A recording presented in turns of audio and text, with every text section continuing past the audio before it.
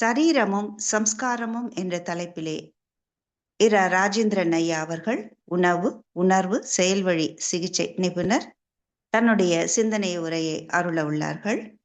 ஐயா அவர்கள் ராஜபாளையத்திலே இயற்கை நலவாழ்வு மையத்தில் அனைத்து அன்பர்களுக்கும் இயற்கை நல வாழ்வு வாழ்வது எவ்வாறு என்பதற்கான பயிற்சியை 3 நாள் பயிற்சிகளை சிறப்பாக கொடுத்திருக்கிறார்கள்.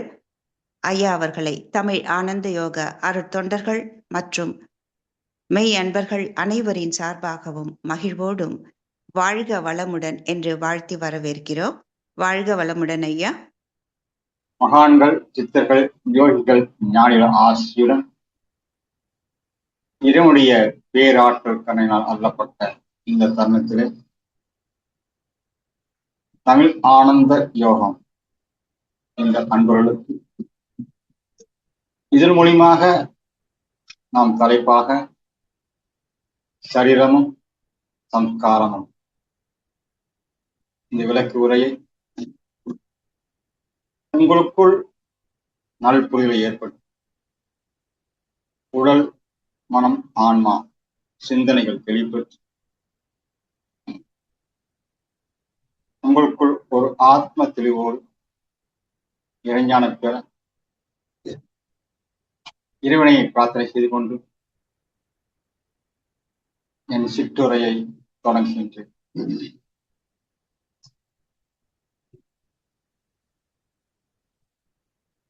சரீரம், இந்த சரீரம் இல்லாமல் இந்த உலகத்தில் நாம் அனுபவிக்க முடியாது. இந்த சரீரம் இந்த சரீரம் எதற்கு வந்தது, எதற்கு எடுத்தது, ஏன் எடுத்தது, ஏன் நாம் இந்த சரீரம் எடுத்து வந்திருக்கின்றோம் இந்த உலகத்தில்? அப்படி பார்த்தா சம்ஸ்காரோடைய பதிவுகள் அப்படி சொல்றாங்க. தெரியும், சம்ஸ்கார பதிவுகள் உங்களுக்குள் இருக்கின்ற சித்த பதிவுகள் உங்களுக்கு வெளிப்பட்டு கொண்டு அதை அணிவிக்க வேண்டிய நிர்பந்தம், காலகட்டம், சூழல் இவைகள் அமையப்பெற்று இந்த சரீரம் கொண்டு செயலாற்ற வேண்டியிருக்கின்றது. ஆகையால் இயற்கையின் விதி, இயக்கம், சமநிலை இவற்றின் அடிப்படையிலே இந்த சரீரம் சம்ஸ்கார பந்தங்களோடு நாம் பரிணமித்து பிறந்து வாழ்ந்து மடிந்து மீண்டும் மீண்டும் இந்த சுழற்சியிலே சிக்கிக் கொண்டிருப்பதுதான் இந்த உலக வாழ்க்கை என்பது பெரியோர்கள் நமக்கு அறிவுறுத்தி உணர்த்தி தத்துவங்களை விளக்கம் கொடுத்திருக்கின்றார்கள். இதை நாம் இந்த விளக்கங்களை என்னுடைய அனுபவத்தில் என்னுடைய புரிதலோடு உங்களுக்குள் நான் பரிமாறிக்கொள்வதற்கு இந்த தமிழ் ஆனந்த யோக அன்பர்கள் இதை உங்களால் எந்த புரிந்து கொள்ள முடியுமோ அதை வாழ்க்கையோடு நீங்கள் உணர்ந்து புரிந்து கொள்கின்ற பொழுது ஒரு ஞானத்துக்கான வழி இருக்கும் என்று நான் நம்புகின்றேன். இந்த சரீரம் என்பது அடிப்படை எப்படி புரிந்து கொள்வது என்பது இது 3ஆக பிரிக்கின்றார்கள். ஒன்று ஸ்தூலமாக உணரப்படுவது, அடுத்து சூட்சுமமாக உணரப்படுவது, அடுத்து காரணமாக உணரப்படுவது. ஸ்தூலம் என்பது உங்களால் கண்களால் பார்த்து உணர்ந்து இயக்கத்தை அனுபவிக்கக்கூடிய விதமாக இருக்கின்றது. சூட்சுமம் என்பது பார்வைக்கு வராது, காட்சிக்கு வராது, அது உணரக்கூடிய விதமாக அது நீங்கள் உங்களுக்குள் இயங்கிக் கொண்டிருக்கின்றது. இந்த சூட்சுமமும் ஸ்தூலமும் இயங்குவதற்கு அடிப்படையாக காரணமாயிருப்பது காரண சரீரம்.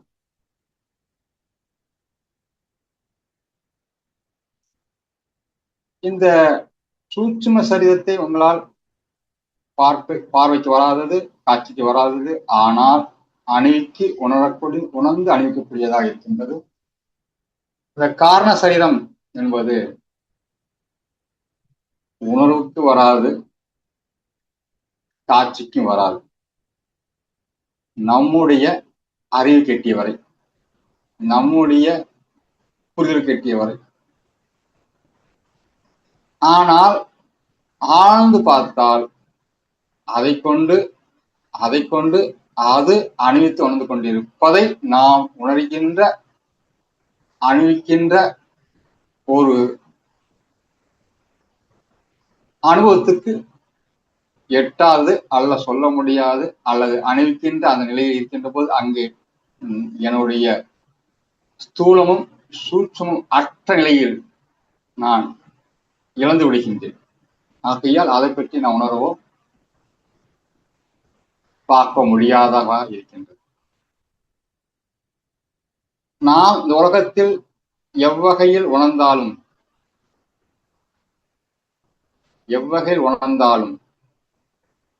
பார்த்தாலும் எல்லாமே அது அதிசுட்சமான அந்த காரணத்தினுடைய வெளிப்பாடாக பார்க்க முடியுமே தவிர அது அணிவிக்க முடியாத நிலையா இருக்கும்.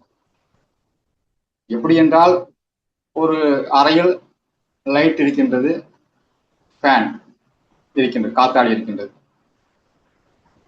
இந்த இரண்டும் நாம் வெளிச்சத்தை அணிவிக்கின்றோம், காற்றை அணிவிக்கின்றோம். இந்த வெளிச்சத்தை அணிவிக்கக்கூடிய காரணமாக எது இருக்கின்றது?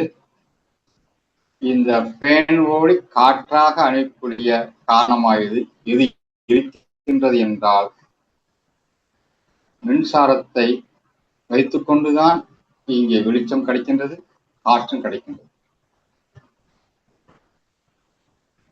அப்பொழுது மின்சாரத்தை நான் பார்க்க முடிகின்றதா? இந்த இடத்திலே அணிவிக்க முடிகின்றதா என்றால், மின்சாரத்தை அணிவிக்க முடியாது, நேரடி அணிவிக்க முடியாது. அந்த மின்சாரத்தை ஒன்று வெளிச்சமாகவும் ஒன்று காற்றாகவும் அணிவிக்க முடிகின்றது. அப்ப எதை அணிவிக்கின்றோம் அப்படி பார்த்தால், மின்சாரத்தை தான் அணிவிக்கின்றோம், ஆனால் மின்சாரத்தை அணிவிக்கவில்லை, வெளிச்சத்தையும் காற்றை அணிவிக்கின்றோம்.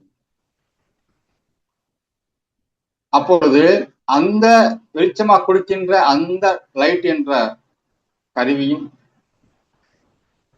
காற்றாடி என்று சொல்லக்கூடிய அந்த கருவியும், அது எதனால் அதுதான் ஸ்தூலமாக மின்சாரம் என்பது காரணமாக வைத்துக்கொண்டு, சம்ஸ்காரம் என்பது அது சுத்துவதா அது ஒளிர்ப்பதா என்பது பதிவுகளாக நாம் காட்சிக்கு வருகின்றோம்.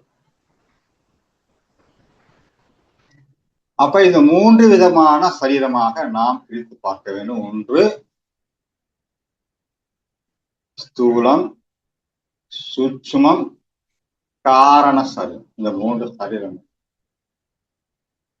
இந்த 3 சரீரங்களுக்குள்ளே சரீரம் பதிவுகளை கொண்டு தன்னை தானே அணித்துக் கொள்கிறது, வெளிப்பட்டுக் கொள்கிறது, உணர்கிறது, செயல்படுகின்றது, உறவாடுகின்றது, பந்தப்படுகின்றது, பிரிவுபடுகின்றது. இப்படி உங்களுடைய வாழ்க்கையானது ஓட்டம் நடைபெற்றுக் கொண்டிருக்கின்றது இந்த 3 சரீரத்தை கொண்டு. அந்த 3 சரீரத்தை நீங்க பிரித்தால், இந்த 3 பிரித்தால் 5 கோஷங்களாக நாம் பார்த்திருப்பீர்கள். நீங்க நண்பர்கள் எல்லாம் ஆன்மீகத்திலே ஓர தேய்ச்சிப்பட்டவர்களாக இருப்பீர்கள், புரிந்தவர்களாக இருப்பீர்கள். இப்போ 5 கோஷங்களாக இருக்கின்றன. அது அன்னமய கோஷம் என்பது உடல் சரீரத்தை குறிக்கின்றது. உடலுடைய எலும்பு, நரம்பு, தசை, இந்த அன்னத்தால் உருவான இந்த ஸ்தூலத்தை அன்னமய கோஷமாக பார்க்கின்றோம். இந்த அன்னமய கோஷப்படி இந்த உருவத்தை நாம் பார்க்கின்றோம், உணர்கின்றோம். இந்த அன்னமய கோஷத்திலே அடுத்து இருக்கின்ற இயக்கக்கூடிய பிராணன் சொல்லக்கூடிய கோஷமும், மனம் சொல்லக்கூடிய மனோமய கோஷமும், புத்தி என்று சொல்லக்கூடிய விஞ்ஞானமய கோஷமும் இங்கே சூட்சுமமாக இருப்பதை நாம் தெரிந்து வச்சிருப்போம், உணர்ந்திருக்கலாம், உணர்கின்றோம். ஆனால் பார்வைக்கு நாம் காட்சிக்கு வராததாக இருக்கின்றது, ஆனால் சூட்சமாக இருக்கின்றது. இந்த ஸ்தூலமும் சூட்சமும் சொல்லக்கூடிய இந்த கோஷங்கள் ஆனந்தமய கோஷம் சொல்லக்கூடிய அந்த நிலை காரண சரீரத்திலிருந்து வெளிப்படுகின்றது. அந்த காரணம் எது என்றால் ஆனந்தமாக இருப்பதற்கு தான். ஏன் அது எந்த காரணத்திற்காக அது காரணம் அப்படிங்கிற சரீரத்தை நாம் உணர்வதோ காட்சிக்கோ அதோட உண்மைத்தன்மை காட்சிக்கோ, ஆனா அதைத்தான் பார்க்கின்றோம், அதைத்தான் உணர்கின்றோம், அது வெளிப்பாடுத்தான் பார்க்கின்றோம், அது உண்மைத்தன்மையை பார்ப்பது. நீங்க கொஞ்சம் புராணத்தை போயிட்டீங்கன்னா பகவத்கீதை நீங்க அந்த அர்ஜுனுக்கும் கிருஷ்ண பரமாத்மாவுக்கும் உள்ள சம்பாசனையில தன்னை யார் என்று காட்டுவார், தன் விஸ்வரூப தரிசனத்தை காட்டுவார். அர்ஜுனுக்கு தன்னுடைய விஸ்வரூப தரிசனத்தை காட்டுகின்ற பொழுது விஸ்வரூபத்தை காட்ட முடிந்தது, அவருடைய சுயஸ்வரூபத்தை காட்ட முடிந்தது. சுயஸ்வரூபம், அவருடைய சுயஸ்வரூபம் எப்படி இருந்தது? அவரு இந்த அர்ஜுனுக்கு காட்சி கொடுக்கின்ற பொழுது அவர்களுடைய எல்லா விதமான கைகள் எல்லாமே, எல்லா ஜீவராசியும் உள்ளே போவதும் வெளியே வருவதும் அழிவதும் சாவதும் அழிவதும் மீண்டும் பிறப்பதும், அதனுடைய அந்த விஸ்வ ரூபங்களை, பல பல ரூபங்களை, அதனுடைய இயக்கங்களை காட்ட முடிந்ததை தவிர அதனுடைய சுயஸ்வரூபத்தை காட்ட முடிந்ததா? விஸ்வரூபத்தை காட்ட முடிந்த கிருஷ்ண பரமாத்மா சுயஸ்வரூபத்தை காட்டவில்லை. ஏனென்றால் அந்த சுயஸ்வரூபத்திலே அங்கு எதுவுமே இல்லாத ஒரு உணர்வுக்குள் போகின்றது காரணத்தினாலே அங்கு அர்ஜுனன் இருக்க முடியாது, அங்கு கிருஷ்ண பரமாத்மா சொல்லக்கூடிய அந்த ஒரு அவதாரமும் இருக்க முடியாது. எல்லாம் கடந்த நிலையில் கடந்த நிலை. எதை சொன்னாலும் அது எதை வார்த்தைகளாலோ எந்தவித வார்த்தைகளாலோ புரிதல்களாலோ உதாரணத்தினாலோ அது விளக்க முடியாத நிலைதான் அந்த சொரூப நிலை. ஆகையால் அது உணர முடியாத, பார்வைக்கு வராத ஒரு ஆனந்தத்திற்காக காரணமாக வைத்துக் கொண்டு இந்த சரீரமாக நாம் சொல்லப்பட்டாலும் அது உணர முடியாததாக இருக்கின்றது. இப்பொழுது நீங்கள் இதை புரிந்து கொள்வது மூலியமாக என்ன நடக்கின்றது? உங்களுடைய வாழ்வியல் வாங்க எது படித்தாலும் எதை உணர்ந்தாலும் நம் வாழ்க்கைக்கு நாம் தொடர்பு கொண்டு பார்த்தால்தான் அது ஏன் வந்தது, எதுக்கு பயன்படுத்த வேண்டும் என்பது நமக்கு புரியும். இப்போ ஸ்தூலம் சொல்லக்கூடிய இந்த உருவத்துல 5 புலன்கள்,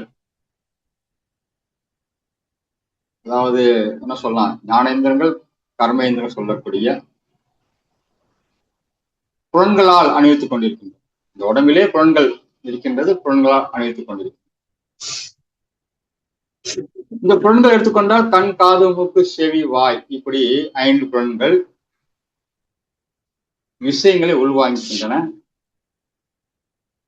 அந்த விஷயங்களுக்காக வெளிப்படுத்தக்கூடிய செயல்தான்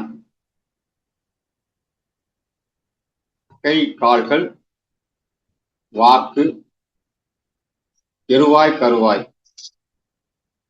இந்த கர்மேந்திரங்களா செயல்படுது. அப்ப கண்கள் மூலியமாக என்ன வாங்கி கொண்டிருக்கின்றது? கண்கள் மூலியமா என்ன வாங்கி கொண்டிருக்கிறால் கண்களுக்கு அழகு இல்லை என்பது அப்படி ஒரு நிலையை பார்க்கின்றது. மூக்கு வழியா மனம் நாற்றம், நாக்கு வழியா சுவை அசுவை, தொடு உணர்வு மூலியமாக சுகம் அசுபம், காது வழியாக இகழ்ச்சி புகழ்ச்சி. இப்படி இந்த புலன்கள் உங்களுக்கு விஷயங்களாக பிரித்து கொடுக்கின்றன, பார்க்க தொடங்குகின்றன. சரி, இது எப்படி பிரிக்கின்றது எப்படி பிரிக்கின்றது, ஏன் பிரித்தது? அழகு இல்லைன்னு சொல்லு. சரி, அதை கடந்து வந்தோம்னா மனம் இருக்கின்றது, ஸ்தூலத்தில் நடக்குது. மனதில் இரண்டாக பிரிகின்றது. மனதில் இரண்டாக பிரிகின்றது. என்ன பிரிகின்றது என்றால் உணர்கின்றது. என்ன உணர்கின்றது என்றால் இது பிடிக்குது பிடிக்கல, பிடிக்குது பிடிக்கல, இப்படிங்கிற மனத்தின் வழியாக உணர்கின்றது. சரி, அடுத்து அதை கடந்து போகின்ற புத்தி. புத்தி எதை பிரிக்கின்றது என்றால் சரி தவறு, சரி தவறு என்று பிரிக்கின்றது. அடுத்து அதை கடந்து கொண்டால் இந்த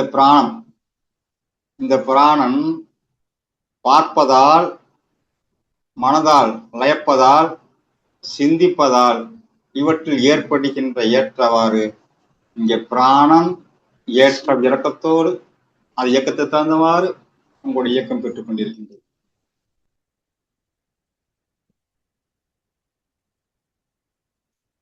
எது ஆதாரமாக கொண்டு இவர் இயங்குகின்றது என்றால் அதான் ஆனந்தமய கோஷம், காரணமய கோஷம் சொல்லக்கூடிய,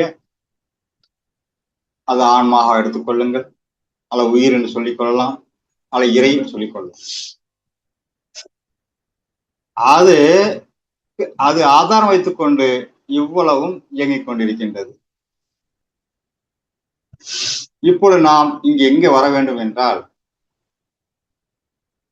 இந்த புலன்கள் வழியாக அழிக்கப்படுவது அழகு அழகில்லை என்று பிரித்தது,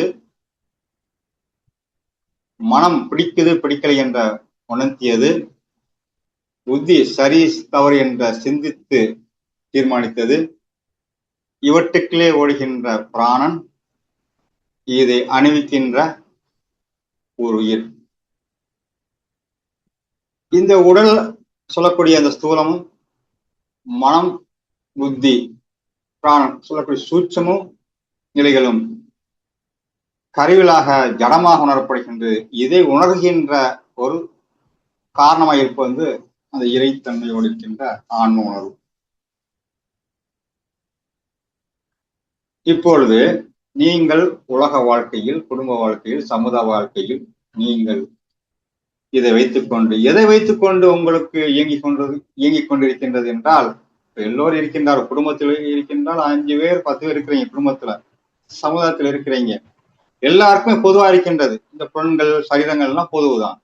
ஆனால் ஒவ்வொருடைய ரூபத்துல வேறுபட்டிருந்தாலும் உணரக்கூடிய விதத்திலும், இயக்கத்த விதத்திலும், அது அனுபவ விதத்திலும் ஒன்றுபட்டு இருப்பதில்லை. ஆனால் எல்லாத்துக்கும் ஆதாரமா இருக்கின்ற அந்த சூட்சம் காரணமா இருக்கின்ற அந்த இறைநிலை மட்டுமே ஒன்றுபட்ட நிலையிலே இந்த சரீரம் இருக்கின்றது, காரண சரீரமும். ஆனால் சூட்சமும் தூலமும் மட்டும் வேறுபட்ட நிலையில் இருக்கின்றது. இது எதன் அடிப்படையில் பார்க்கிறேன் என்றால் இங்கதான் சம்ஸ்கார பதிவு. சம்ஸ்காரம்,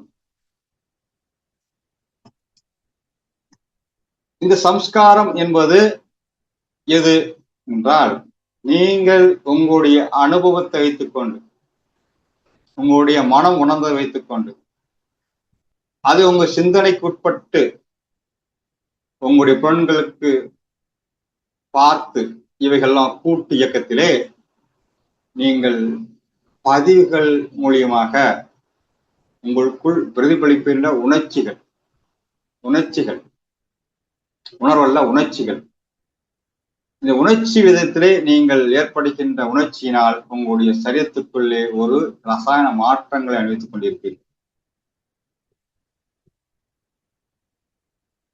இப்பொழுது இந்த சம்ஸ்கார பதிவுகளால் நீங்கள் இயங்கிக் கொண்டிருக்கின்றீர்கள். எதை வைத்து என்றால் உங்களுடைய பதிவுகள், சித்தத்திலே சம்ஸ்காரங்களுடைய பதிவுகளால் இயக்கத்தை பெற்றுக் கொண்டிருக்கின்றீர்கள். அதன் அடிப்படையில் தான் உங்களுடைய புலன்களுக்கும் உங்களுடைய மனமும் சிந்தனையும் புத்தியும் உள்ளே அனுபவத்துக்கு வருகின்றது. அப்போ ஒரு குடும்பத்துல இருக்கிறீங்க, இப்ப கொஞ்சம் குடும்பத்துல வாங்க. ஒவ்வொருத்தரும் ஒரு சம்ஸ்கார பதிவுகளோடு பிறக்கின்றார்கள், இயங்குகின்றார்கள். இப்ப நீங்கள் உங்க சம்ஸ்கார பதிவுகளோடு வெளிப்படுத்திக் கொண்டிருக்கின்றீர்கள், அவர்கள் கேட்கின்றார்கள், அவர்கள் சம்ஸ்கார பதிவுகளோடு வெளிப்படுத்துகின்றார்கள், நீங்கள் கேட்கின்றீர்கள். உங்களுடைய சம்ஸ்கார பதிவுகளோடு வெளிப்படுகின்றது. இப்பொழுது நீங்கள் புரிந்து கொள்ள வேண்டியது, அவர்கள் நீங்கள் குற்றமோ குறை சொல்வீர்கள், இல்லது நல்லது சூப்பர் நல்லா இருக்கு சொல்வீங்க, அருமை சொல்வீங்க, ஒரு பக்கம் குற்றம் சொல்வீங்க, குறை சொல்வீங்க, சரி சொல்வீங்க, தவறு சொல்வீங்க. இது எதை அடிப்படையானது? அது உங்களுடைய சம்ஸ்கார பதிவு. அவர் ஏன் இப்படி செய்தார்கள், அவர் ஏன் செய்தார்கள், ஏன் செய்து கொண்டிருக்கின்றார்கள் என்றால் அவருடைய சம்ஸ்கார பதிவுகள். இது அந்த பதிவுகளோடு நீங்கள் பிறந்து வருவதால் அந்த பதிவில் ஏற்ற மாதிரியே உங்கள் இயக்கங்கள் நடந்து கொண்டிருக்கின்றன.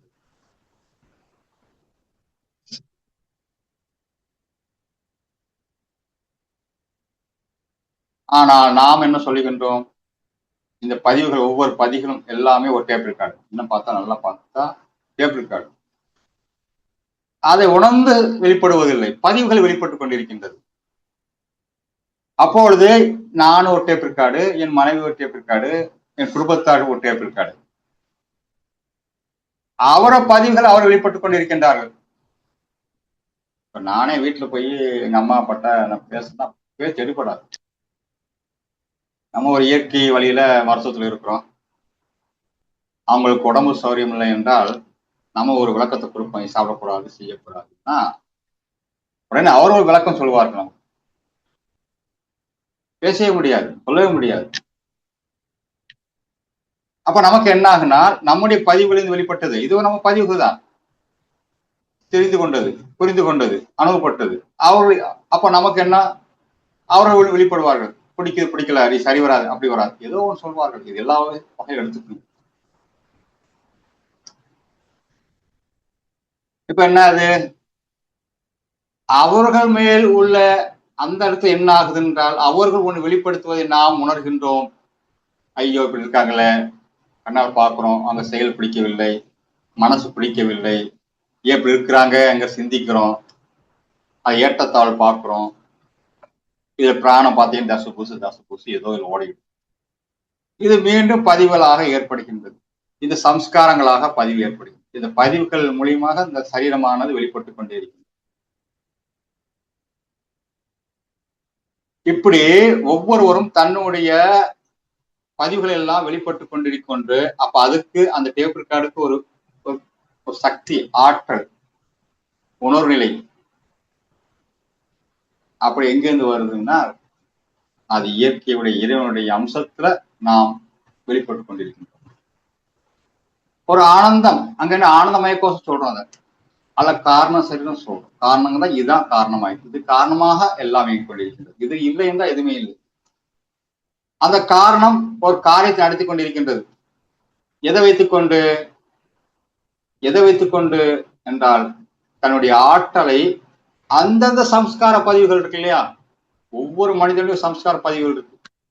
அந்த பதிவுகள் எல்லாம் கிரகித்துக் கொண்டு அந்த பதிவுகள் ஏற்றவாறு அவன் இயக்குவதெல்லாம் இது ஆற்றலை கொடுத்துக் கொண்டிருக்கின்றது, இருப்பு வைத்துக் கொண்டிருக்கின்றது. அந்த பதிவு மூலியமாக நாம் சம்ஸ்காரங்கள் வெளிப்படுகின்ற அந்த சரீரம் வழியாக நடக்கின்ற அனுபவங்கள், அது இன்னொரு செயல்கள், அந்த வினைப்பயிர்கள், வினை கருமாக்கள் மீண்டும் அனுபவிக்கக்கூடிய சூழலை நாம் மீண்டும் சம்ஸ்கார பதிவுகளை வைத்து இந்த உலக காட்சிகள் அனைத்திலும், எல்லா உலக அனைத்திலும் உள்ள பதிவுகள் விளையாட்டு வச்சுக்கலாம். அந்த சரீரங்கள் அனுபவிக்கின்ற பதிவுகள், அணுவிக்க நிலைகள் எல்லாமே மீண்டும் பதிக்கப்பட்டு, இப்படிதான் உங்களுடைய சம்ஸ்கார பதிவிலிருந்து இந்த சரீரம் வெளிப்பட்டு கொண்டும் அந்த அந்த சரீரம் ஏற்படுகின்ற எடுத்துக்கொள்கின்ற அந்த டேட்டா, கிரகித்துக் கொள்கின்ற விஷயங்கள் எல்லாம் அங்கே மனதிலும் புத்தியிலும் போய் என்ன பதிவுகளோடு ஒட்டியிருக்கின்றோ மீண்டும் மீண்டும் செய்து கொண்டே இருக்கின்ற. இதுதான் உங்க குடும்பத்துக்குள்ள நீங்க உங்களுடைய விளையாட்டு நடந்து கொண்டிருக்கு. இறைவன் நிலையிலிருந்து விளையாட்டு, ஆனந்தமய கோஷத்திலிருந்து பார்க்கின்றது ஆனந்தம். ஆனந்தமயமாக இருக்கின்ற அந்த இறைநிலையிலே காரண சரீரத்திலே அது பொறுத்தளவுக்கு ஆனந்தம். ஆனால் அது உங்களுக்கு ஆனந்தமா? அந்த பதிவுகளோட வெளிப்பாடு உங்களுக்கு ஆனந்தமா என்றால், உங்களுக்கு இன்பம் துன்பம், சுக துக்கம், சுகம் இல்ல துக்கம், இல்ல இன்பம் துன்பம், இல்ல லாபம் நஷ்டம், வெற்றி தோல்வி, இப்படிக்குள்ள நீங்க போவீங்க தவிர, ஆனால் அந்த இறை உணர்வுல பாத்தீங்கன்னா அது ஆனந்தமானது.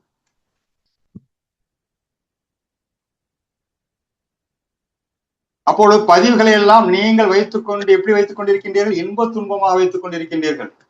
எது அடிப்படைய? புலன்கள் அடிப்படையாக.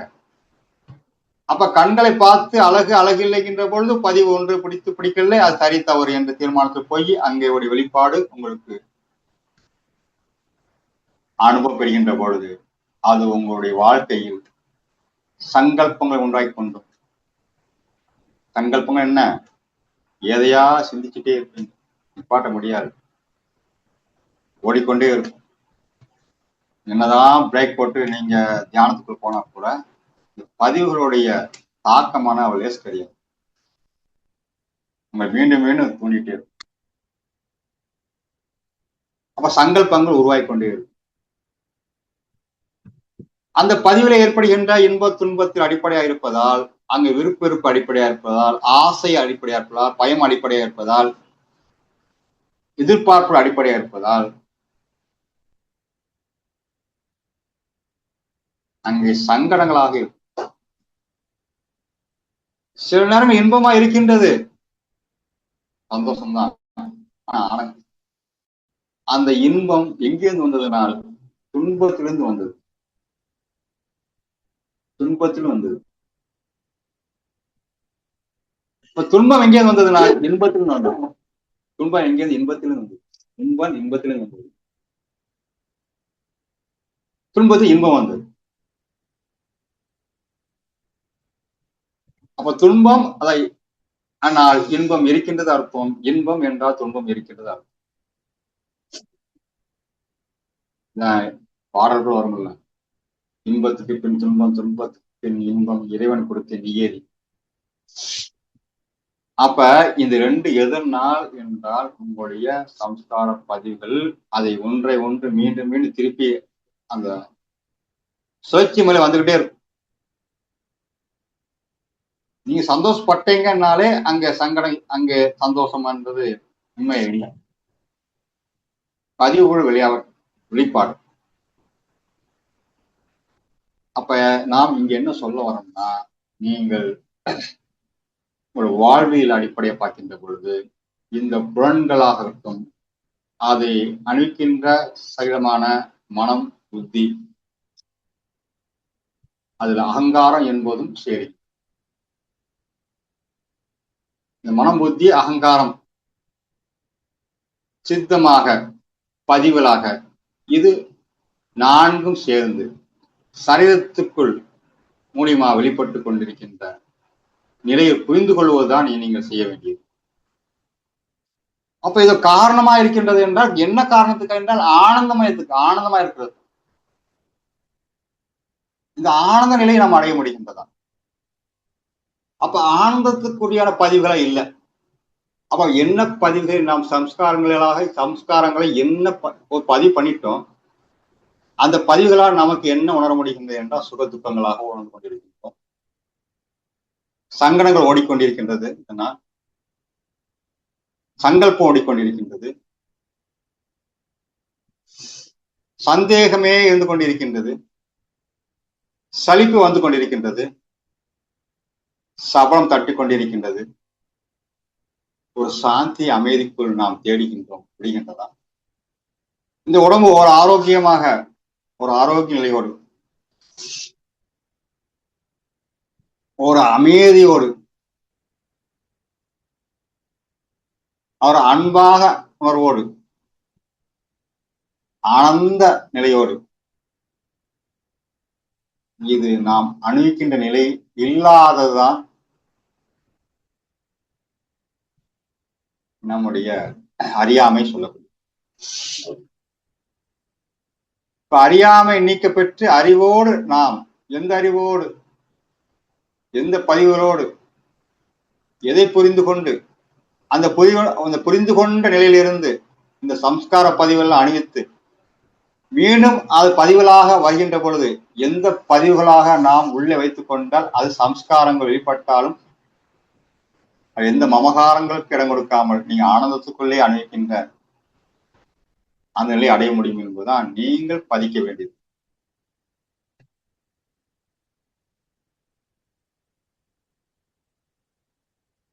அப்பொழுது நாம் எப்படி பதிப்பது என்றால், ஒரு பொருளை பார்க்கின்றோம், அங்கு அழகு அழகில்லை இரண்டை விடுபட வேண்டும். அழகு அழகில்லை விடுபடணும்.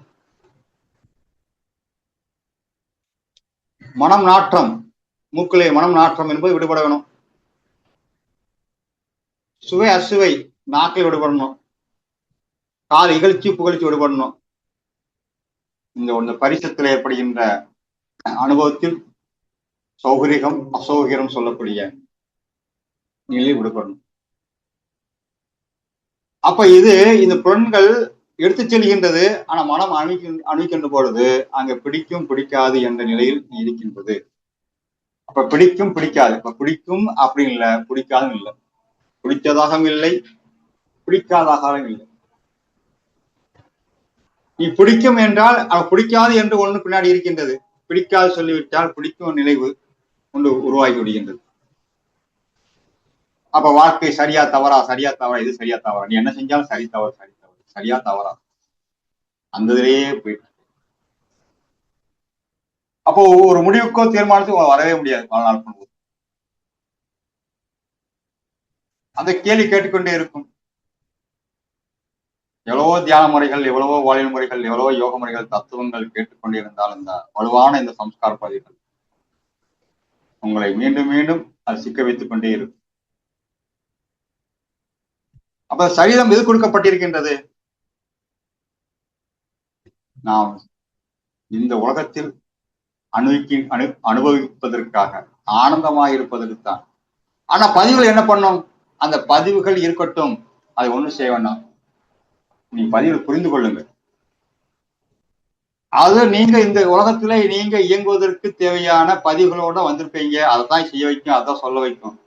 அப்ப இங்க விழிப்பு நிலை என்பது என்னன்னால், அந்த நான் எனதுக்குள்ள இருக்கக்கூடிய அந்த பதிவு பற்று பந்தம்ங்கிறது ஒண்ணுதான் அவங்களை சிரமப்படுத்தி. பதிவு ஒண்ணும் செய்யாது, அது வெளிப்பட்டு. அப்ப பதிவுகளை நாம் அணிவிக்க வந்திருக்கிறோம். அந்த பதிவுகள் மீண்டும் எந்த பதிவுகளாக மாற்றிக்கொள்வது? ஏதோ நாம் உலக வாழ்க்கையில் அறியாமையினால் நாம் ஆசை, பந்த பாசம், ஆசை, விருப்பு எதிர்பார்ப்புகள் மூலியமாக அதோட பதிவுகளாக வைத்துக் கொண்டோம். இப்பொழுது இறை உணர்வோடு பதிவுகளாக மாற்ற வேண்டும். அவ்வளவுதான். அப்ப இறை பதிவுகளோடு மாற்ற வேண்டும். அது காட்சி வரத்தான் செய்யும். உங்களுக்கு முன்னாடி எல்லாமே வரத்தான் செய்யும். நீங்க அணிவித்தே ஆக வேண்டிய நிகழ்வுகள், காட்சிகள் உங்களுக்கு முன் எல்லா வகையில் வரத்தான் செய்யும். அது நல்லதா கெட்டதா, லாபமா நஷ்டமா, வெற்றிய தோல்வியா, இன்பமா துன்பமாங்கிறது உங்க மனசை முடிவு பண்ணும். அந்த மனசு யார் கையில இருக்கு? நீங்க சூழலை மாற்ற, உங்க சம்ஸ்கார பதிவுகள் இருந்து சூழலை மாற்ற முயற்சி பண்ணி கொண்டிருப்பீர்கள். ஆனா மனதை மாற்றிக்கொள்ள முயற்சி செய்ய மாட்டீர்கள். மனதை மாற்ற கொள்ள வேண்டிய முயற்சி இல்லாமல் அந்த சூழலை மாற்றக்கூடிய நிலையிலேயே உங்க முயற்சி செஞ்சு கொண்டிருக்கும். ஏன்னா உங்களுக்கு உண்ட அறிவு அந்த மாதிரி சரி தவறு. அப்ப சரி தவறுக்குள்ள போகின்றவரை அந்த மனசு விருப்பு வெறுப்புக்குள் போய் கொண்டிருக்கும். அது புலன்கொழிகளாக செயல்பட்டு கொண்டிருக்கும். இந்த பதிவுகளும் சரீரமும் உங்களுக்குள் உள்ள அந்த ரசாயன மாற்றத்தினால் உங்கள் ஆரோக்கியம் முன்னைக்கும் போகும். மனது எப்போதும் அழுத்தம் நிறைந்த வாழ்க்கையை, மனம் அழுத்தத்தோடு கூடிய வாழ்க்கையை வாழ்ந்து கொண்டிருக்கும். கடைசியாக நீங்கள் எதுக்காக உங்களுக்குள்ள இருக்கக்கூடிய உள்ளார்ந்து பார்த்தோமையானால் நிம்மதி தேடி தேடி தேடி அழைக்கிறது. நிம்மதியா சுகமாக ஆனந்தமாக ஒரு நிலையை தேடி அடைகின்றது. ஆனால் உங்க புத்தியோ அந்த நிலை அடைவதில்லை, மனமோ திருப்தி அடைவதில்லை. புலன்களோ சரியான முறையில் அணிவிக்க தெரிகிறது. அப்ப புலன் வழியாக மனதை கொடுத்து மனதை புத்தி கொண்டு போய் அந்த பிராணத்தோ முடித்துக் கொள்கிறீர்கள். ஆனால் அதை கடந்து, அதை விடுபட்டு ஆனந்த நிலையில் இருந்து, சொரூப நிலையில் இருந்து, அதை புரிந்து கொண்டு அந்த நிலையிலிருந்து புத்தி மனம் செயல்பட்டால் இங்கே அகங்காரம் அற்ற நிலையில் சித்தம் இந்த இறை உணர்வோடு பதியும். அந்த அதுல இருந்து காட்சிகள் வெளிப்படும். அங்குதான் அந்த பார்வை சமநிலைப்படும். இப்பொழுது எப்படி படுகின்றது என்றால், புலன்கள் பார்க்கின்றது, மனது கொடுத்தவுடன் அது பிடிக்கும் பிடிக்கலை என்று சரித்தவருக்குள் சென்று பிராணனை இயங்கி அப்ப நான் இங்கு அகங்காரத்தோடு முடித்துக் கொள்கின்றது. இறை உணர்வு வந்து விட்டால், இறைநிலை வந்து விட்டால், இறை உணர்வோடு இந்த விழிப்போடு நீ பார்க்க தொடங்கி விட்டால், இப்பொழுது நீங்க இறைநிலையிலிருந்து தான், இந்த விழிப்பு நிலையிலிருந்து தான் உங்க புத்தி பின்பு மனம் செல்கின்ற பொழுது இங்கே அகங்காரம் எல்லாம் போய் பதிவுகள் எல்லாம் அந்த இறைநிலையிலிருந்து வெளிப்பட தொடங்குவதால் அங்கு புலன்கள் கட்டுப்படுகின்றன, மனம் மட்டுப்படுகின்றது, மனம் நாசம் அடைகின்றது, புத்தி தெளிவடைகின்றது. இப்பொழுது வெளிப்பாடு என்பது அன்பின் அம்சமாக போகும். அந்த அனுபவம் ஆனந்தமா இருக்கும். அன்பாக வெளிப்பட்டு உணர்வு ஆனந்த நிலைக்கு போகும். உங்களுடைய உடல் ஆரோக்கிய நிலை பெற்றுக் கொண்டிருக்கும். அப்பொழுது நாம் எதை புரிந்து கொள்வது, நான் என்னுடைய இயக்கம், என் சம்ஸ்கார பதிவுகளை எல்லாம் விழிப்போடு இருந்து நான் அப்படிங்கிற நிலையில இருந்து விடுபட்டு இறை அப்படிங்கிற உணர்வுக்கு செல்ல வேண்டும். அப்ப இறைவன் இங்கே இதுவாக இருக்கின்றான், எங்கே இருக்கின்றான்? இப்ப நான் யார்? இந்த கேள்விகள் நல்ல குருமகான்கள் மூலியமா தெளிவுபெற வேண்டும். நமக்கு சுற்றி குருமகான் இருக்கின்றார், நாம் அது தேடுவதில்லை. நாம் சம்ஸ்கார பதிவுக்கே நாம் விட்டு செல்வது, சம்ஸ்கார பதிவை நோக்கியே மனம் வைத்துக் கொண்டு இறைவனை நாடுகின்றோம், குருமார் நாடுகின்றோம். உங்கள் சம்ஸ்கார பதிவுகள் என்பது ஆசை நிறைந்தது, பாவப்பணிக்கு உட்பட்டது, பயத்துக்கு அடிமைப்பட்டது, விருப்பெருப்புக்கு உட்பட்டது, எதிர்பார்ப்பு நிறைந்தது. இதை வைத்துக் கொண்டுதான் நீங்கள் குருவிட சென்றாலோ இறைவன் சென்றாலோ அங்க நல்ல குரு கிடைக்காது. நல்ல குரு கிடைத்தாலும் அதை உங்களுக்குள் அந்த குரு சொல்லக்கூடிய தெளிவான ஞானம் உள்ளே உட்கிரைக்காது. அப்ப இறைநிலை உணரக்கூடிய நிலைக்கு நீங்க போக முடியாது. குருதான் இறைவன் உணர்த்த, குரு மூலியமாகத்தான் நீங்கள் இறைவனை நீங்கள் அணுவிக்க முடியும், இறைவனாக அணுவிக்க முடியும். இறைவன் அணுவிக்க முடியாது, இறைவனாக அணுவிக்க முடியும். ஏனென்றால் அங்கே நான் என்கிறது இல்லாம போயிடும். அப்போ பதிவுக்கும் அந்த பதிவுகள் அங்கே எந்த விதமான தொந்தரவு செய்வதில்லை, பதிவுகளாக இருக்கின்றன. அனுபவம் அன்பாக வெளிப்பட்டு அது உணர்வு ஆனந்தத்துக்கு இட்டு செல்லும். அப்ப சம்ஸ்கார பதிவுகள் வராது, சம்ஸ்கார பதிவுகள் உள்ளே சேராது. அங்கே சம்ஸ்கார பதிவுகளால் எந்த விதமான ஒரு தாக்கம் ஏற்படாது, சம்ஸ்காரங்கள் பதியாது. அப்பொழுது விடுபட்ட நிலையா மாறிவிடுகின்றது, அது கழிக்கப்படுகின்றது. ஏனென்றால் உங்களுக்கு வரக்கூடிய எல்லா பதிவுகளிலிருந்து வரக்கூடிய எல்லா காட்சிகளும் நீங்கள் இறை உணர்வு அப்படி பார்க்கின்ற பொழுது அது உங்களை தாக்காது. தாக்காது என்றால் அங்கு இன்பம் துன்பம் சமநிலைப்பட்டு விடுகின்றது, லாபம் நஷ்டம் சமநிலைப்படுகின்றது, ஏற்றத்தாழ்வுகள் சமநிலைப்படுகின்றது, மான அவமானங்கள் சமநிலைப்படுகின்றன, நோய் ஆரோக்கியம் சமநிலைப்படுகின்றது. சமநிலைப்பட்ட மனிதன் சமாதி நிலைக்கு எடுத்து ஆதியோடு சமநிலைக்கு செல்கின்ற பொழுது அப்ப சமனாக பார்க்கின்ற அந்த சமாதி நிலையோடு நீங்கள் இயற்கையில் இருப்பார் சகஜ நிலை சமாதிக்குள் சென்று அங்க ஆனந்த நிலையிலேயே இப்போது விழிப்பு நிலையே நீங்க கொண்டு செல்வீங்க. அப்ப இந்த சரீரம் ஆனது சம்ஸ்கார பதிவுகள் தான் இயங்குவதை நீங்கள் விழிப்போடு பார்ப்பார்கள். இப்போ வீட்டுல இருக்கிறீங்க, குடும்பத்துல இருக்கிறீங்க, சம்ஸ்கார பதிவுகளோடு பார்க்கின்ற பொழுது மனைவினா இப்படி இருக்கணும், குழந்தையான இப்படி இருக்கணும், பக்கத்தோட நடந்து கொள்ளணும் அப்படிங்கிறது உங்களுடைய அபிப்பிராயங்கள் வைத்துக் கொண்டுதான் நீங்க உணர்ந்து கொண்டிருக்கீங்க. அப்ப உங்களுக்கு என்று ஒரு அபிப்பிராயம், நான் யாரு தெரியுமா, என் வாழ்க்கையை தெரியுமா, எப்படி வாழ்ந்தேன்னு தெரியுமா, எப்படி இருக்குன்னு தெரியுமா, எனக்கு எப்படி இருக்கணும்னு தெரியுமா, அப்படியே இருந்தா நீ எப்படி இருக்கணும் தெரியுமா, அப்ப மனைவி இப்படிதான் இருக்கணும், குழந்தை இப்படிதான் இருக்கணும், பக்கத்து வீட்டுக்காரர் இப்படிதான் இருக்கணும், இந்த சமுதாயம் இப்படிதான் இருக்கணும். நீங்கள் உங்களுக்குள் போடுகின்ற அந்த தீர்மானங்களை எல்லாம் வைத்துக் கொண்டு பார்க்கின்ற பொழுது உங்க வாழ்க்கை உங்களுக்கு நரகமாக இருக்கு. இப்ப நான் சொல்லக்கூடிய இந்த நிலையை விட்டுட்டு இதுக்கு இறை உணர்வு பார்க்கும்போது எல்லாமே இறைவன் உணர்வில் பார்க்கின்ற பொழுது எல்லா இயக்கங்களும் இறைவன் தான். அவர்கள் எந்த விதமான வகையிலும் நீங்கள் ஒரு குற்றம் குறையோ சரி தவறோ சொல்ல மாட்டீர்கள். அங்கு அனைத்தும் ஏற்றுக்கொள்கின்ற பக்குவம், ஏற்றுக்கொள்கின்ற பக்குவம், எதையும் தாங்கிக் கொள்கின்ற நிலை வரும். அங்கே அறிவு மட்டும் விளக்கும். இங்க ஊனக்கண் மறைந்து ஞானக்கண் நெற்றிக்கண் மட்டுமே பார்க்கும். ஏன்னா ஊனக்கண் காட்சிக்கு பலவீதம், அறிவுக்கண் சொல்ல நெற்றிக்கண்ணானது அங்க பகுத்தறிந்த நிலையில் இறை உணர்வில் பார்ப்பதால், இறை உணர்வில் என்று பார்ப்பதால் அங்கு ஊனக்கண் மறைகிறது, ஞானக்கண் தெரிகின்றது.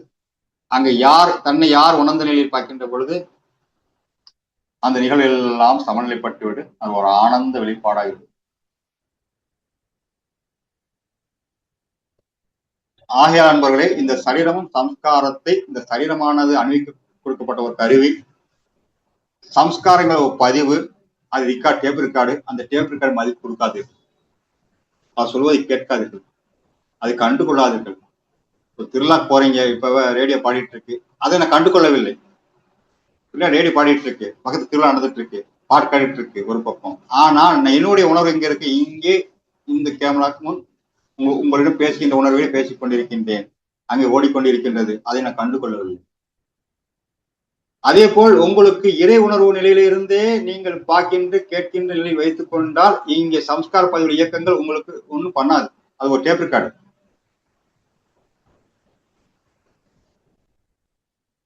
அப்போ நீங்க இறை உணர்விலே எதை செய்ய வேண்டும், எங்கே மௌனமா இருக்க வேண்டும், எங்கே பேச வேண்டும், எவ்வளவு பேச வேண்டும், எப்படி பேச வேண்டும், தெளிவாக தெரியும். அப்ப மீண்டும் மீண்டும் பதிவுகள் இல்லாமல், சம்ஸ்கார பதிவுகள் இல்லாமல் இருக்க பதிவுகள் எல்லாம் நாசம் செய்துவிடும். சம்ஸ்கார பதிவு ஏற்படாது, இறை உணர்வு இருப்பீர்கள். அப்பொழுது நம்முடைய சரீரம் மடியும் போது நாம் முக்தி நிலையை அடைந்திருப்போம். வாழ்கின்ற பொழுதே முக்தி நிலைதான். எப்போ உணர்ந்து கொண்டீங்களோ, சமநிலைப்பட்டீர்களோ, அன்னைக்கு சமாதி ஆயிட்டீர்கள். சமநிலைப்பட்ட மனம் சமாதி தான். ஏனென்றால் அங்கே எந்த குழப்பமும் இல்லை, சங்கல்பம் இல்லை, குழப்பம் இல்லை, சங்கடம் இல்லை, சலிப்பு இல்லை, சந்தேகம் இல்லை, சபலம் இல்லை. அப்ப என்பது என்ன? சமாதி தானே. சமாதிக்குள் எப்படி இருக்கின்றது? சமாதி அடைந்த ஞானி எப்படி இருப்பார்? மௌனமா இருப்பார், அமைதியா இருப்பார். என்ன இருப்பார்? அங்க உயிரோடு இருப்போம். அங்கே சங்கல்பம் ஓடாது, சங்கடம் இருக்காது, சலிப்பு இருக்காது, சந்தேகம் இருக்காது, சபலம் இருக்க இல்லாம அந்த நிலை தானே.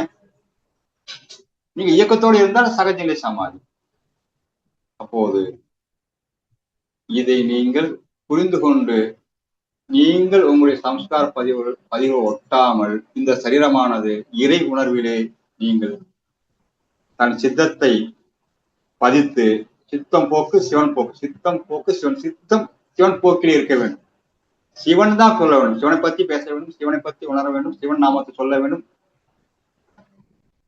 இதற்கு நீங்கள் செய்ய வேண்டியது மூச்சை கவனித்து பயிற்சியில் இருக்கின்ற நாமம் சொல்வது, மூச்சை கவனிப்பது, அல்லது தன்னை யார் என்ற உணர்ந்த விழிப்போடு இந்த உலகத்தை நீங்கள் ரசிக்க வேண்டும், அணிவிக்க வேண்டும்.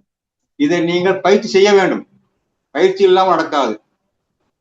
பயிற்சி இல்லாமல் எந்த ஒரு உணர்வும் உங்களுக்கு வெளிப்பட முடியாது. பயிற்சி மூலியமாத்தான் விவேகா, வைராகிய, அபியாசா, முமிசுத்தம் சொல்லியிருக்கிறாங்க. புரிந்து கொண்டதை பின்பு எதை தவிர்க்க வேண்டும் என்றால், விவேகம் என்றால் ஒதுக்குவது, விடுபடுவது, விட்டு விடுவது. அது சம்ஸ்கார பதிவு வரக்கூடிய உணர்ச்சிகரமான உணர்வு அல்ல, உணர்ச்சிகரமான தியாகம் செய்து விடுவது, விட்டு விடுவது. அதான் வைராகியம். பயிற்சி என்பது எது? விவேகத்தால் எதை உணர்ந்தீர்களோ அதை உங்களுடைய சித்தத்திலே பதிப்பதற்குண்டான மீண்டும் மீண்டும் மீண்டும் மீண்டும் மீண்டும் விடாமல் தொடர்ந்து சலிப்பு இல்லாமல், தளர்ச்சி இல்லாமல் பயிற்சியை மேற்கொண்டு உங்களுடைய குறிக்கோள் எதுவாக நாம் இந்த உடம்பு ஆக வேண்டும், இந்த மனம் பக்குவப்பட வேண்டும், என் சிந்தனை எதை நோக்கி இருக்க வேண்டும், நான் எதுவாக மாற வேண்டும் என்பதை அந்த நோக்கத்தில் மிக தெளிவான முடிவில் இருக்கணும். நோக்கம் இவைகள் மூலியமாத்தான் நீங்கள் இந்த சம்ஸ்கார பதிவு கடந்து இந்த சரீரம் விட்ட பின் அந்த இறை உணர்வோடு நீங்க இணைய முடியும் என்று ஏதோ எனக்கு தெரிந்த இந்த அறிவை, சிற்றறிவை, கற்றது கைமண அளவு எவ்வளவு விஷயங்கள் இருக்கின்றன. உங்களுடைய நல்ல குருமாரை சந்திங்க, அடிபணிஞ்சு இருங்க, நல்ல சத்சங் பண்ணுங்க. இறைவன் எல்லா நிலையிலும் நம்ம எப்போதும் தன்னிடம் இணைப்பதற்கு அவன் செய்த கருணை செய்து கொண்டிருக்கின்றான். குருமகான்கள் உங்களுக்கு கத்துக் கொடுக்க காத்து கொண்டிருக்கின்றார்கள். சாஸ்திரங்கள் உங்க கைக்குள்ளேயே இன்னைக்கு எவ்வளவு விஷயங்கள் உங்க கைக்குள்ள இருக்கின்றது. உங்களுடைய முடிவு தீர்மானம்தான் அதை முழுமைப்படுத்த உதவும் என்று கூறிக்கொண்டு என்னுடைய இந்த சிறப்புரையை நிறைவு செய்கின்றேன். வாழ்க வளமுடன். நன்றி. மிக்க நன்றி ஐயா. வாழ்க வளமுடன். தியானமே யோகம், யோகமே ஞானம். தமிழ் ஆனந்த யோகம். வாழ்க வளமுடன்.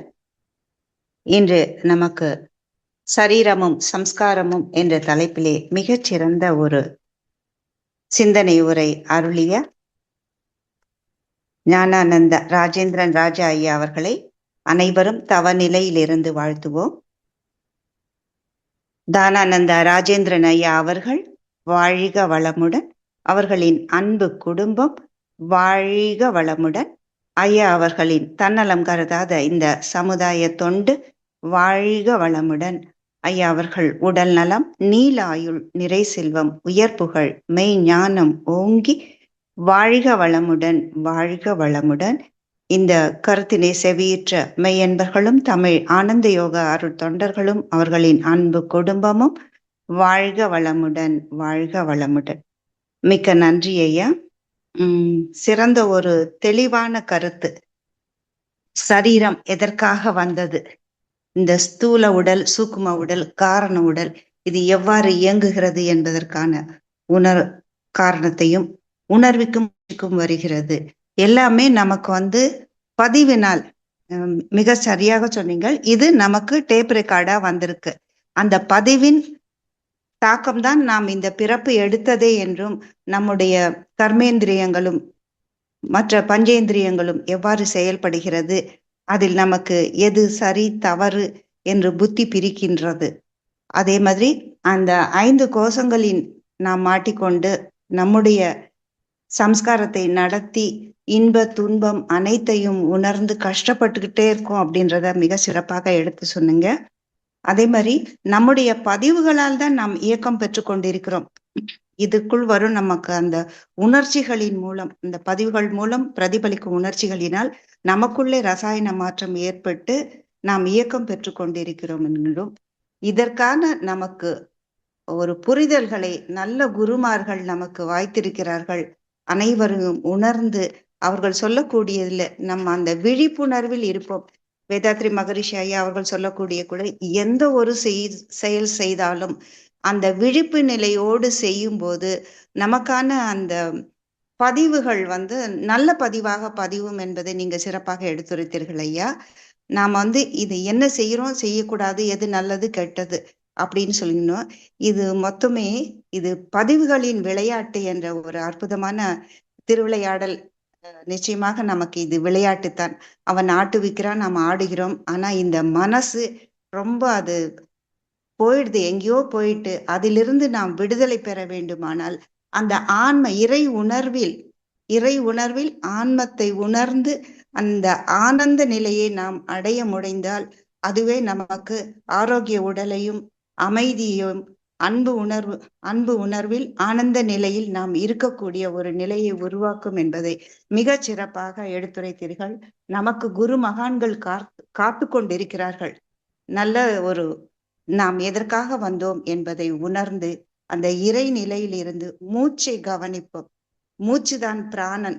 அதை இறையின் சுவாசமாக உணர்ந்து தொடர்ந்து பயிற்சியை எடுத்து நாம் எதற்காக ஒரு குறிக்கோளை வைத்து கொண்டு நல்ல ஒரு தெளிவான முடிவில் இருந்து இறைநிலையோடு இணைய முடியும் என்ற அற்புதமான ஒரு கருத்தினை அருளிய ஐயா அவர்களுக்கு மீண்டும் நன்றி. நன்றி ஐயா. வாழ்க வளமுடன். ஐயா, கேள்வி பதில் நிகழ்வுகள் வச்சுக்கலாமா? சில முக்கிய அறிவிப்புகள், தொடர்ந்து கேள்வி பதில் நிகழ்ச்சி.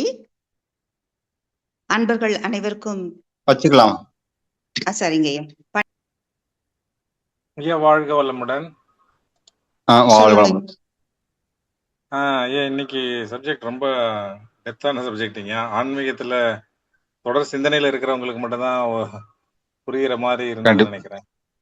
கண்டிப்பா கண்டிப்பா அதுதாங்க. அப்போ சரீரம், அதான் நம்ம உடல் உடல் என்பது ஆன்மா தங்கி செயல்படும் ஒரு கருவின்னு வச்சுக்கலாம் இல்லைங்களா? அப்போ சம்ஸ்காரம் என்பது அந்த உடலின் மூலம் கர்மவினை பதிவுகளை நம்ம நீக்கி இறைநிலை நோக்கிய அல்லது ஞானத்தை நோக்கிய பயணம் செய்வதற்கான ஒரு முயற்சிகள், அப்படி சொல்லலாமாங்க? அதாவது உடல்ல ஆன்மா தங்கல்ல, ஆன்மால உடல் இருக்கு மாத்திக்கிங்க. ஆன்மால உடல் ம். இருக்கும், உடலுக்குள்ள ஆன்மா இல்ல. ம். அப்படி போக கூடாது. ஆ. மொத்த ஆன்மால உடல்ங்கிற ஒரு ஒரு ஜீவாத்மாவா ஒரு ஒரு பகுதியா அங்க நிக்குது. ஏன் இங்க ம். பகுதி ஆயிடுச்சு, ஏன் எனக்கு இந்த பகுதி கிடைச்சதுன்னா, அது உங்க சம்ஸ்கார பதிவுகள். நீங்களா நம்ம உருவாக்கின்ற சம்ஸ்கார பதிவுகள்னா அது பூர்ண ஜென்மம்ல இருந்து வர்ற பதிவுகளா இருந்து அந்த பதிவோடைய அந்த பதிவு தான் இந்த உடலுக்கே எடுக்குது. இந்த உடல் இந்த சைஸ் இந்த வடிவம் எல்லாமே எடுப்பது அந்த பதிவுகள் தான்.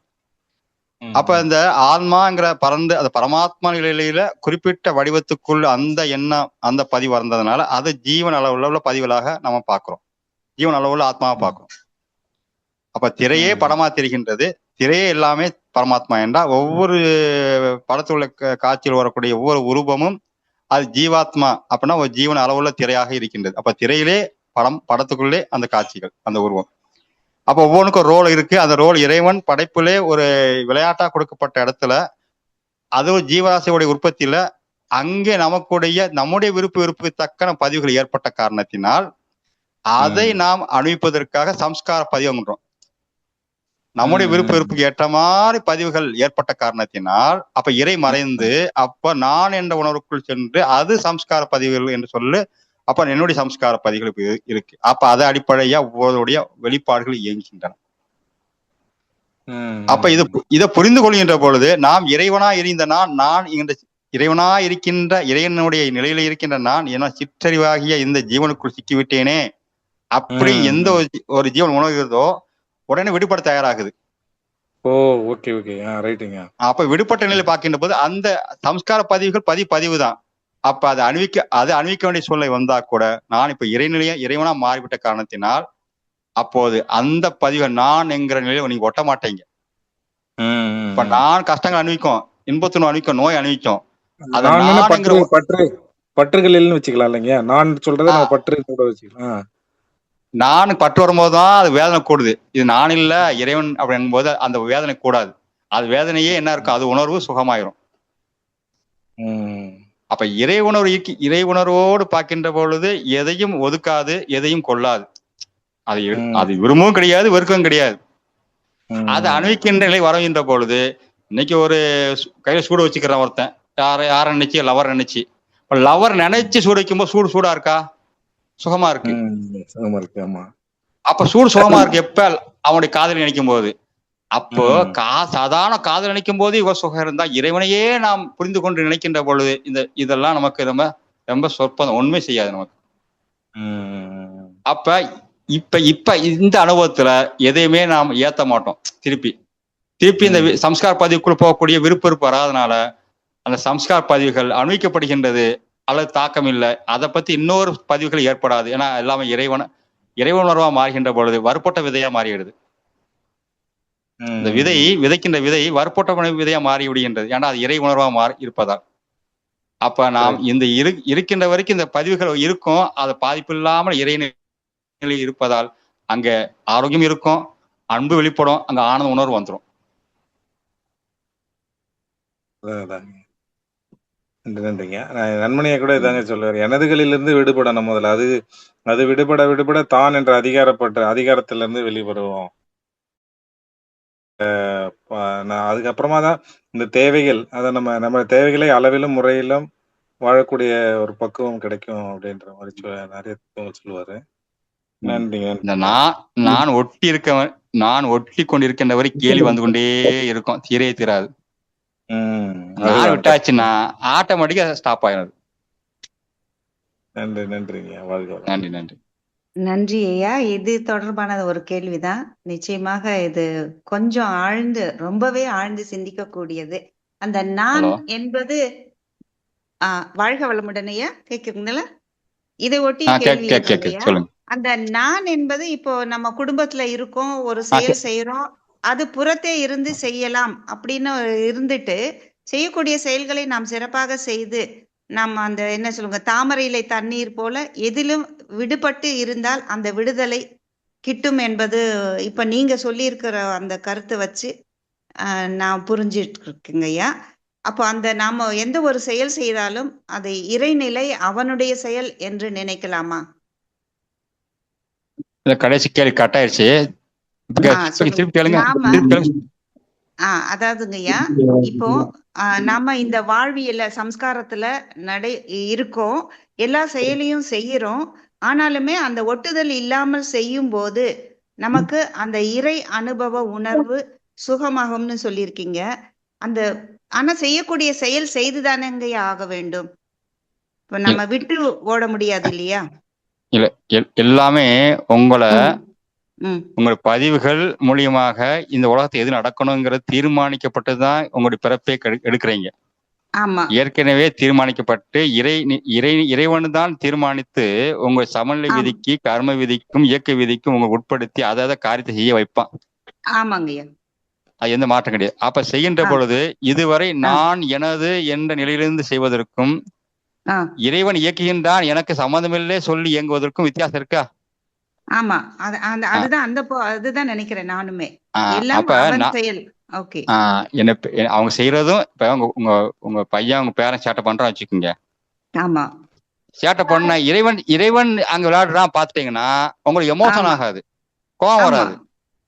ஆனாலும் என்ன பண்ணுவீங்க, அந்த பையனுக்கு பாதிப்பு இருக்கக்கூடாதுக்காக அவனுக்காக ஒரு அறிவுரை சொல்வீங்க, ஒரு தண்டனை கொடுப்பீங்க.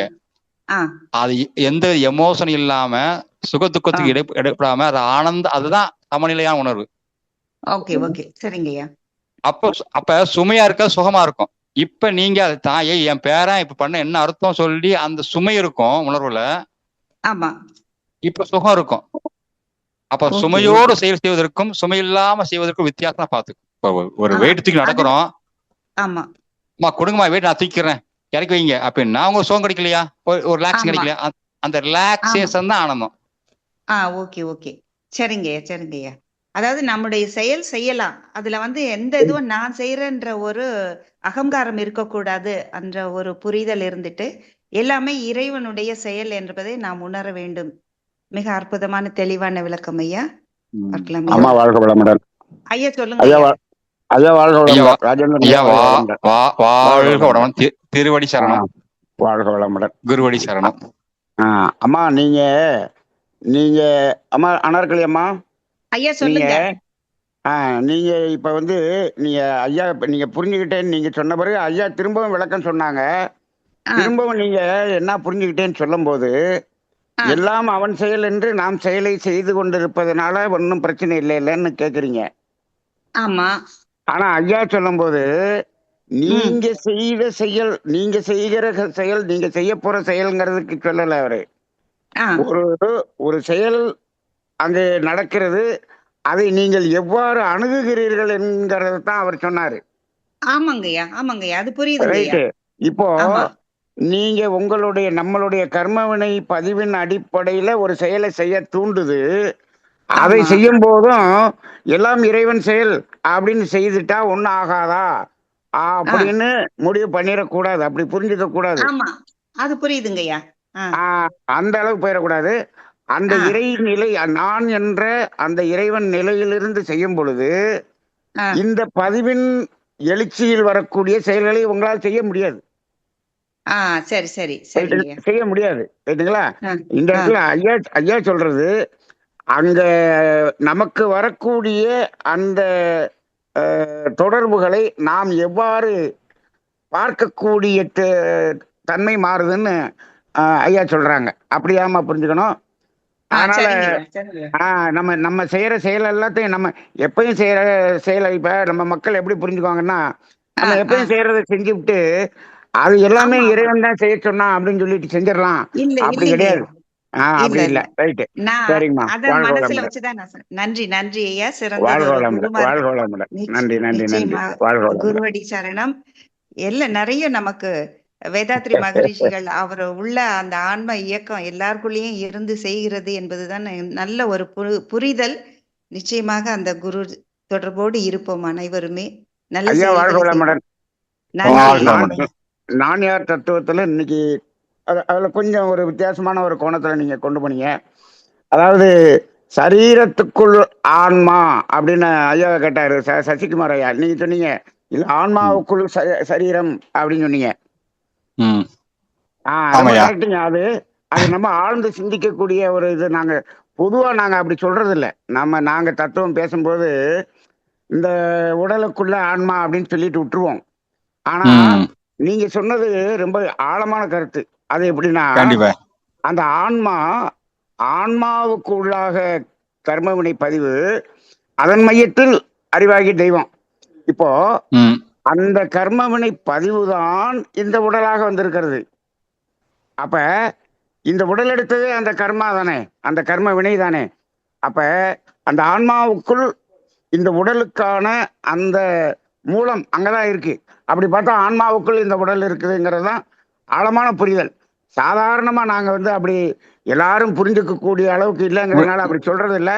இன்னைக்கு ரொம்ப ஆழமான விஷயத்த நீங்க சொன்னீங்க. இது ரொம்ப இன்னும் கொஞ்சம் ஆழமாக சிந்திக்கக்கூடிய ஒரு நிலை. ரொம்ப நன்றிங்க. வாழ்க வளமுடன். வாழ்க வளமுடன். நன்றி நன்றி. இந்த ஜீவன் சிக்கிவிட்டது, அதை விடுபட பார்க்கிறது. அந்த விடுதலை ஆனந்தமாய் இருக்கும் நம்முள் என்பதை சொல்லி ஐயா நிகழ்ச்சி நிறைவு செஞ்சுக்கலாம். நன்றி ஐயா. வாழ்க வளமுடன். நன்றி.